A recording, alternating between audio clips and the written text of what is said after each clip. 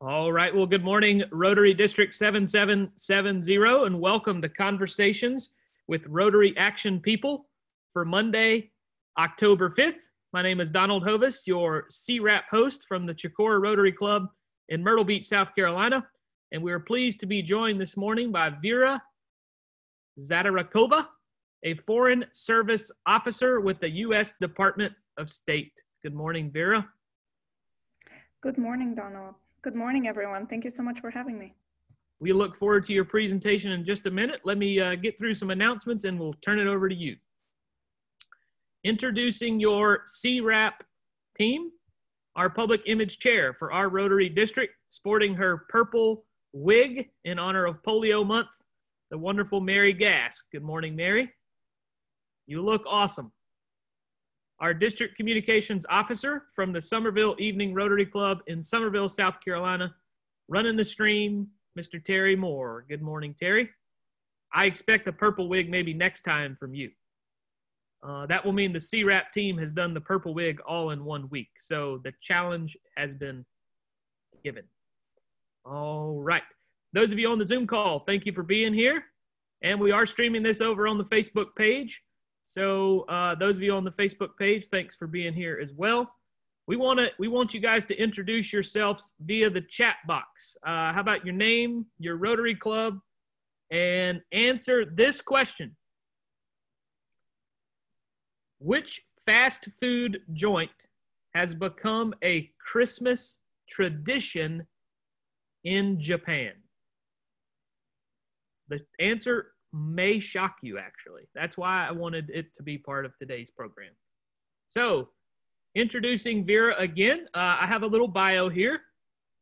Vera joined the Foreign Service in January 2014 and has served 4 diplomatic tours abroad in Tijuana, Guangzhou, Taipei, and Beijing. Now, if I mispronounce those names, please repeat them in your talk, Vera, because I think I probably messed 2 of them up.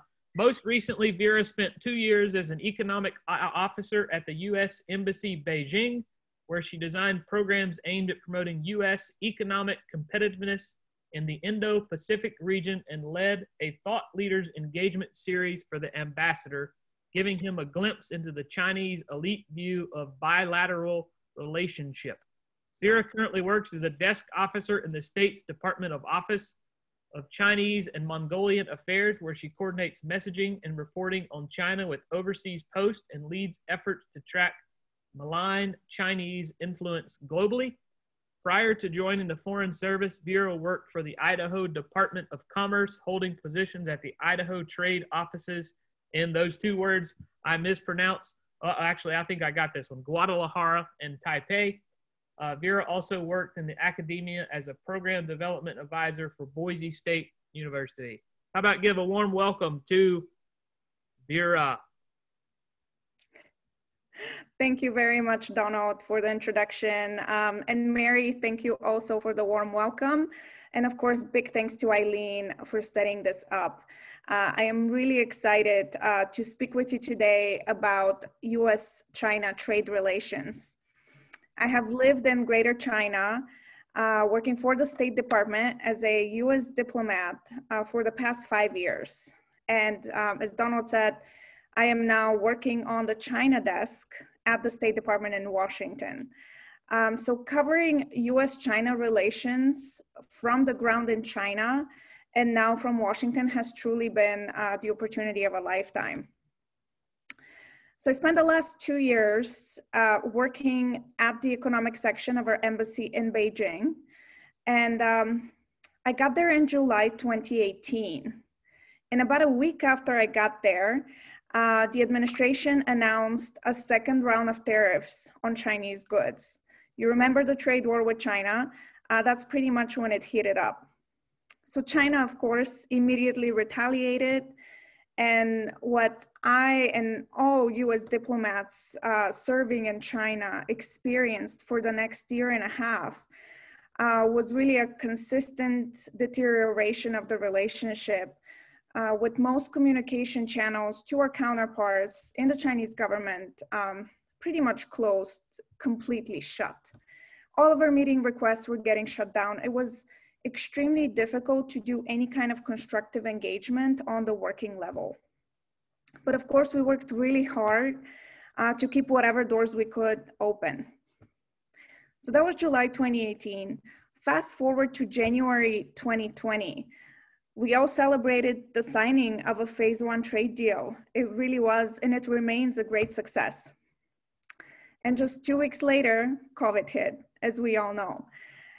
It's now October 2020, and over the past 10 months, the relationship had seen, I wish I could say the relationship had seen ups and downs. The reality is it has mostly seen downs due to an increasingly aggressive Chinese Communist Party. And the list of concerns with China is long and it keeps growing. We can start with intellectual property theft and commercial espionage, which of course prompted the closure of the Chinese consulate in Houston, and then their retaliatory closure of our consulate in Chengdu in Western China. The Chinese Communist Party is also dismantling Hong Kong's autonomy. I'm sure all of you have heard what's happening in Hong Kong. They are putting military pressure against Taiwan. They are perpetuating arbitrary mass detentions and other human rights abuses in Xinjiang. Again, I'm sure you've heard of the re-education camps where China has millions of people locked up.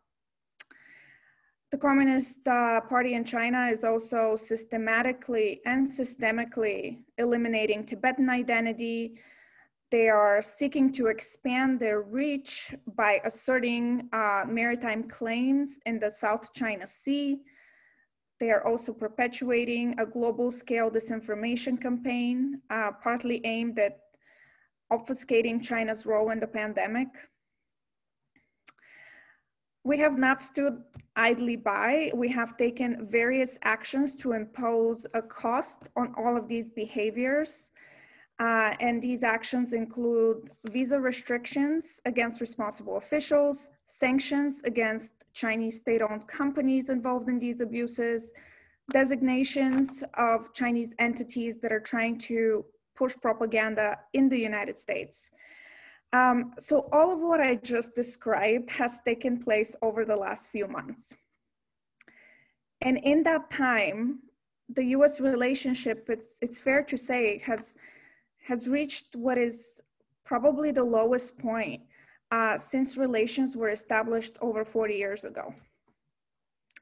But interestingly enough, the US-China trade relationship, the issue which was causing so much friction in the relationship back in 2018, when I first got to Beijing, well, now 2 years later, the trade relationship is actually the most positive aspect of the bilateral relationship. And of course, any talk of the US-China trade relationship must focus on the phase 1 trade deal, which was signed in January of this year. The deal really offers real progress on long-standing market access issues. China is actually following through by removing agricultural product barriers, increasing financial services market access. They're improving intellectual property protections.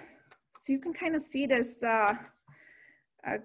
conflict between their actions on sort of the geopolitical front on one end, and then everything that they're doing to try and stabilize things on the economic front. The phase 1 deal, by its very name, also offers hope, because 1 presumes there will be a 2, which is a possible door to more negotiations on other outstanding issues in an eventual phase 2 trade deal. And we have many outstanding issues on the economic front. Also, these are structural issues that are at the very core of our concerns with China. They're massive government subsidies. So as I just described, there's a lot of friction on pretty much every other front of the relationship with China. And I'm happy to go into more historical detail as to why that is.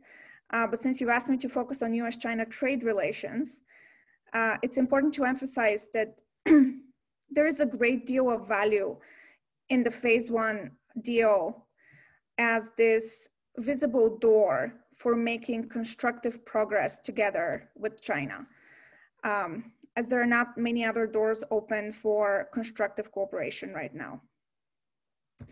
And before I get into a quick overview of the trade deal, I think it's worth taking a quick inventory of the history of US-China trade relations.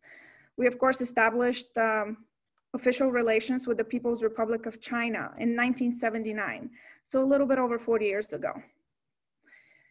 And right after we established trade relations, so in the 1980s, a few US companies were able to make limited inroads into China. One success, of course, was Coca-Cola.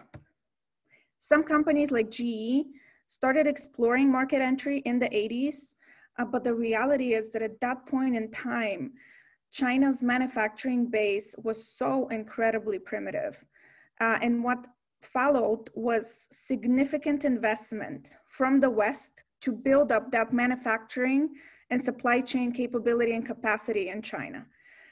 So you often hear, of course, the mythical story of the Communist Party that has lifted hundreds of millions out of poverty. But the reality is that, Western investment in China in the 80s enabled the capacity that allowed them to turn into this exporting powerhouse.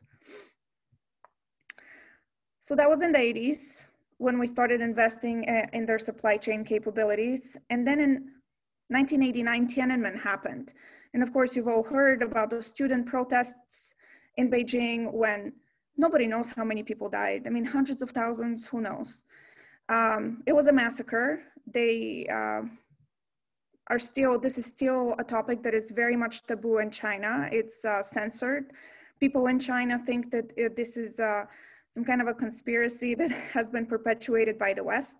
But the reality is that, this is just a big tragedy that happened in 1989. And what followed was we effectively froze relations with China. And it's not until 2000 when President Bill Clinton signed the US-China Relations Act, the trade relations were normalized, so 20 years ago. And that act in 2000, it granted Beijing permanent normal trade relations with the United States. And it also paved the way for China to join the World Trade Organization in 2001.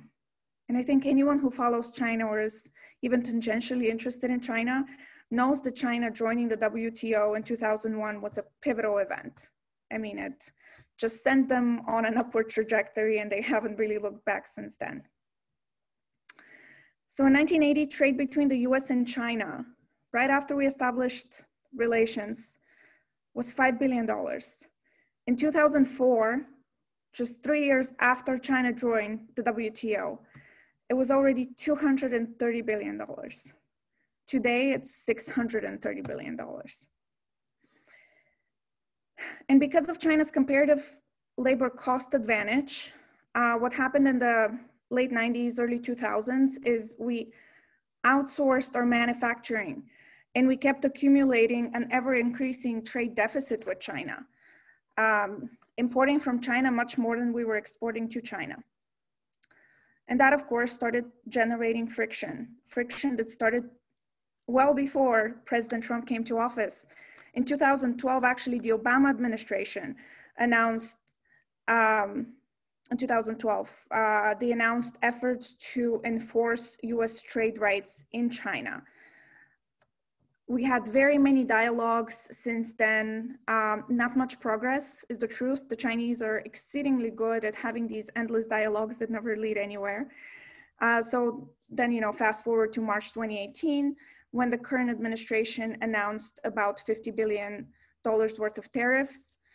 Those kept escalating with multiple new rounds of tariffs until we reached the phase 1 trade deal in January of this year. So what is the phase 1 trade deal exactly? Is China living up to it? Under the phase 1 trade deal, China pledged to buy a total of 200 billion more US goods in 2020 and 2021, so over 2 years, than they did in 2017. How is China doing? I As you can imagine, for 2020, not great for understandable reasons. They're doing about half of what they should be under the deal. They still have time to close the gap. But even though China is failing to reach the goals set in the phase one deal for now, again, the deal really is a mechanism for keeping exports flowing in agriculture, in manufacturing, and in energy. And of course, as I'm telling you all of this, I think we all know that the election is coming up and the future of the phase one trade agreement is very much to be decided in November. Now, this is a great opportunity to note that at the State Department, we are all nonpartisan public servants. We all work on behalf of the American people. Eileen and I have proudly served under both Republican and Democratic administrations. So the core of our diplomatic work does not change, but the policies that we work to advance do, depending on who is in office. But whether President Trump continues for 4 more years or we get a President Biden, both appear to agree on one thing. The one issue of bipartisan consensus right now, and that is that we have some problems, we have some issues to resolve with China. China is the one thing that people agree on. And when it comes to the bilateral economic relationship with China, the question is, I think, how are we going to address this issue with China? Are we going to continue with constructive engagement, or are we going to go down the path of decoupling, which you may have heard about? Which takes me to the next question that may be on your minds, which is it possible to decouple the US and Chinese economies? And the reality is that our economic systems are so highly intertwined and interdependent. We have been major trading partners for decades. We rely on each other's supply chain for input into goods and services. And as I mentioned earlier, last year we did $630 billion in bilateral trade. That is significant. And the trade frictions, of course, did not start with President Trump. As I mentioned, back in 2012, President Obama started looking into resolving many of our outstanding concerns. And there's actually this anecdote where President Obama asked Steve Jobs whether the iPhone could be produced in the United States. And Jobs said no, because of these integrated supply chains that have been built in China since the 1980s. These production sites are sustained by gigantic infrastructure developments, and they draw from China's hundreds of millions of migrant workers, many of whom live in dormitories at the edge of the assembly line. So the labor costs are not as low as they were 10 years ago, but it's fair to say that the productivity is pretty high. These workers do 12-hour shifts, 6 days a week, and global manufacturers have been trying to replicate China's manufacturing and supply chain efficiencies in places like Bangladesh, Cambodia, Vietnam. Everybody has heard about supply chains moving to Vietnam, but the reality is that the infrastructure connectivity is not quite there, and the labor pool is very different in these places. So when we talk about decoupling from China, what we really mean is a complete reorganization of a large chunk of the world's production. And we can look at computers, phones, clothing. China accounts for 45% of global exports in computers, 55% of all phones worldwide, like over 30% of all clothing. So you get the gist. They truly dominate in global manufacturing. At the same time, while the world remains dependent on China's manufacturing infrastructure, China really cannot do without foreign technology. And when it comes to computer chips, for example, China is still years behind. They're desperately trying to catch up through two means, really, two main ways that they're focusing on. The first one is industrial subsidies. They're, throwing billions, tens of billions of dollars into that industrial sector. This is something that a state-led economy can do. They're pumping as much money as they can. And the second way is industrial espionage. If they can come up with it, they will steal it. China needs innovation to move up the manufacturing value chain, but it's really hard to have innovation in an economy that is increasingly dominated by the state. It's incredibly difficult to be an entrepreneur in China. And it's actually impossible, close to impossible in the traditional sense. To survive, you have to be politically connected. You need the patronage of the Communist Party. Even if you are a private company, you are required to maintain a party cell within your company. Your board of directors has to have a Communist Party member who may or may not have the relevant background, but will have a say over your operations. And you can imagine how non-conducive to innovation and creativity this pervasive oversight is. And the issue, of course, is much deeper, and it goes to China's educational system, which is really a tool of political indoctrination, and frankly does not nurture the kind of free thought and ingenuity you need to create something truly groundbreaking. So in conclusion, I would like to leave you with a few thoughts. China is our largest trading partner. It's also our greatest foreign policy challenge. And the big question is, can we compartmentalize these two issues? Can we separate our relationship with China into economic and political spheres? And should we? There are other large questions, I think, about the real cost of goods, about consumerism, about the constant chase of more and more growth at any cost. And China does present an appetizing opportunity for businesses in search of growth. Is it realistic to talk about cutting our companies off from the largest market on earth? Either way, it's important for businesses to realize that any economic relationship with a Chinese company introduces an element of a political relationship with the regime in Beijing.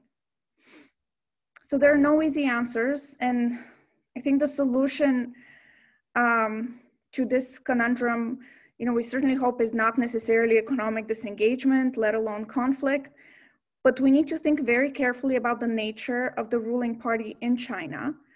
And this is what very many of us in Washington are doing. We're trying really hard to come up with a holistic plan for acceptable terms of engagement that protects both our political interests as well as our economic interests.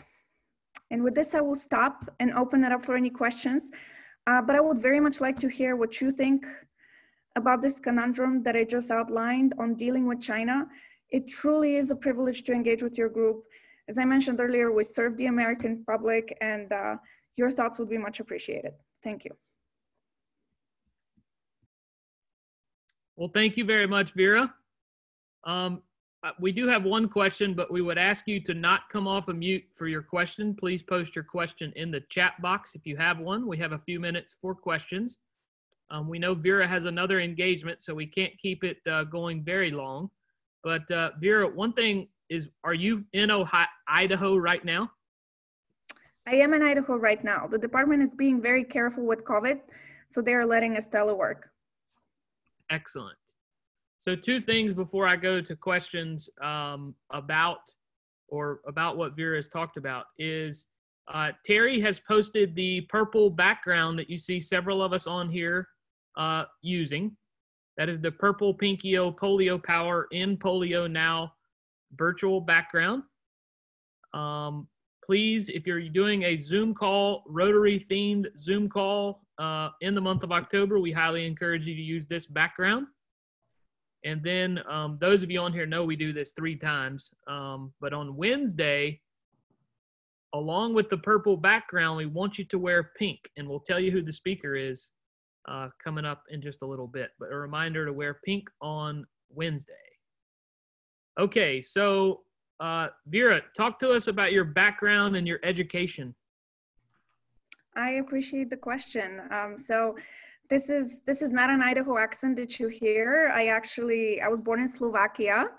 I grew up in Bulgaria, and when I was 14, I moved to Idaho. I moved to this small town in the middle of nowhere, American Falls, Idaho, where I went to high school. Then I studied in Vienna, Austria for a couple of years, and then I transferred back to Idaho. I missed it so much. and I finished my bachelor's at Boise State University.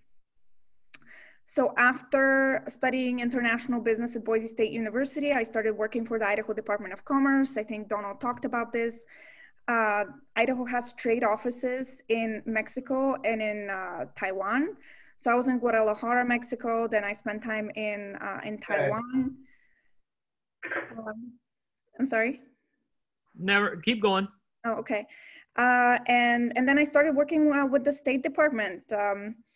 I spent some time in Mexico City and in Africa. And when I was in Africa doing an internship, just trying to figure out if I wanted to go down kind of the commercial path with Department of Commerce, working directly with US companies, or the diplomatic path where you're working on policy issues. In Mexico City and in Rwanda, it became clear to me that I'm very interested in the policy side of things. And again, I mean, I was just honored to join the State Department in January of 2014. And as Donald outlined, I've had the privilege to serve in Mexico and China a couple of times. And now I'm in Washington. My next assignment is in Taipei next year. So very excited to continue focusing on Greater China. So what's the trade deficit with China now, and what was it before the Trump initiative? That's a really good question. And we can look at the numbers. We can look at the numbers from a couple of perspectives, and I'm happy to, get back to you with different articles that outline this better than I ever could. The reality is that the trade deficit has decreased some. There hasn't been, I think, as much progress as people were hoping to see. But again, the trade deal has proven to be a successful mechanism for the reasons that I outlined a little bit earlier. It is keeping the relationship, it is keeping this door open. It's keeping exports and agriculture and manufacturing and energy going. So from that perspective, we very much consider it a success. And also, as long as we have a phase one trade deal going, we're talking about a phase two trade deal, which really gets to the core of our concerns. The trade deficit, I don't want to minimize this. It definitely is a big concern to the administration, but I think it's fair to say that a much larger issue are the structural problems that we face when dealing with China. The fact that they so heavily subsidize their industries. I mean, you can think about, I think one interesting analogy really is kind of the tech sector. People often ask, how is China different from the United States? And you can think of China's socialist market economy as this hybrid model where the Chinese have studied their system and they have integrated their system with theirs. So on top, you have the Chinese Communist Party. It's very much top-level design, industrial policy. But underneath, you have some market mechanisms. And one way you can think about why China's economic practices can be so scary is we can look at Amazon and we can look at Uber. What are their business models? It's not value investment, right? The tech playbook is very much, let's get as much money as we can. Let's get into as many markets as possible. Let's acquire as many customers as possible and do this as quickly as possible. If there's a competitor, we're going to outbid them. It doesn't matter if we lose billions of dollars, if at the end of this competition, we are the market leader. And so if you're in that position, you are in a good place to start setting rules. So this tech blitzscaling, I think, is a good reference for when you think about China's economic model. And this is what gets me to the point of what our real concerns are, right? The fact that China is operating like an Amazon and an Uber, but they're not a company, they're a country state. They're the second largest economy in the world that is throwing billions and billions and billions of dollars to dominate certain industries. It's a completely different thing when you have a nation state that is applying that model, because you know that they're not just trying to gain market access. They're also pursuing geopolitical and security interests at the expense of the United States and other countries. So again, I think fair point in that question, probably the person that is asking is saying, have we achieved what we aimed to achieve, which is reducing the trade deficit? The reality is there's always more work to be done with the trade deficit. But then again, we have to look at the nature of our economies, right? We're never gonna have the labor cost advantage that China has. I would say that the bigger and the more important thing about the phase one trade deal is that it hopefully opens the door to a phase two where we can start addressing some of those structural concerns. Excellent. And not sure you can do this, and maybe you have to get clearance from Eileen, but someone has asked in the chat box for your contact information. Yeah, Eileen, please feel free to share my contact information. Very happy to answer any questions. All right. Perfect. So there are several more questions coming up in the chat. So I don't know how much time. You said you had another engagement. So I don't want to rush this, but I want to get these questions answered if possible. Let's see. China has acquired several American companies, including Smithfield, a pork producer. Do your import and export numbers include items that companies they own here or that America owned in China? Well, you know, I wish I had someone from our colleagues from the U.S. Department of Commerce. I think when we talk about acquisitions, yeah, I can, you know, there's different things that we can talk about, you know, in terms of Chinese investments, in terms of U.S. investments in China. Chinese investments into the United States have actually been decreasing over the past couple of years for a few reasons. The main reason is that they're under strict capital controls. As you probably know, China has a closed financial system by design. They do not allow people to take money out of China. It's very, very difficult to get permission to get money out of China. And the reason is that it serves their interests to keep their financial system closed because it keeps their capital cheap. And when your capital is cheap, you can keep investing in things like building highways to nowhere and building, you know, housing complexes that nobody lives in. By some estimates, something like, you know, 40–50% of apartment buildings in China are unoccupied. They keep building because this is how they prop up their GDP numbers. So I would quickly say that, again, in 2016, the Communist Party came in and introduced new capital controls that made it even more difficult for Chinese companies to invest overseas. And this is when we saw a significant slowdown. On the other side of things, of course, CFIUS, our committee on foreign investment, has been paying specific, concrete attention to Chinese acquisitions in the United States, because again, these are not just companies operating on their own. You know, they have very close ties to the Communist Party, and there's usually a political element in everything that they do. So we have been spending a lot more time scrutinizing these investments. Interestingly enough, though, on the other side, US investment into China is relatively stable. Even though we've had trade friction going on for 2 years now, our companies continue investing in China.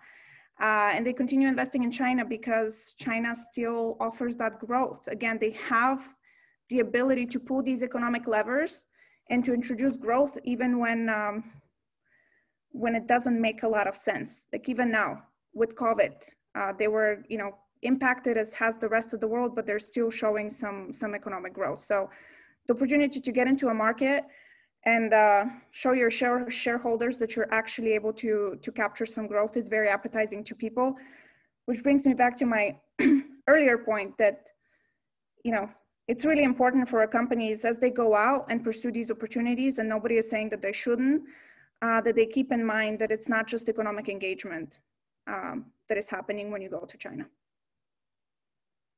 All right, and Vera's contact information has been posted in the chat. I will encourage, if you have a question, we may not get to all of them this morning. Vera's contact information is there. I'm going to cut the questions off at this point so we make sure Vera gets out of here on time to your next engagement. So there are 2 questions about Taipei, which is the host of the Rotary International Convention next year. So in your estimation or maybe your knowledge, do you have any information on, you know, will it be safe to visit Taipei at this point next year? That's a great question. Well, I very much hope so. I'll be in Taipei next year as well, so I hope to see you there. Listen, Taiwan is a very interesting topic, and it's a very important topic, and it really is a topic about the Chinese Communist Party and its untenable claim over all Chinese people. What you see in Taiwan is a Chinese society that is flourishing without this communist ideology that is, you know, messing things up on the mainland. People in Taiwan are free, they're prosperous. Taiwan has played in China, on mainland China. And I think their example really illustrates the fallacy behind this argument that the leadership in Beijing is constantly trying to emphasize, that somehow the Communist Party introduced this economic miracle in China. The reality is, if you look at what happened in China in the late 70s and the 80s and the 90s, when China saw this incredible economic growth, this happened despite the Communist Party. This happened because the Communist Party actually stepped back after decades of disastrous policies in China. You know, they came to power in China in the 50s. I mean, I don't want for this to turn into a history lesson, but it's important to emphasize. The Communist Party came to power in China in the 50s.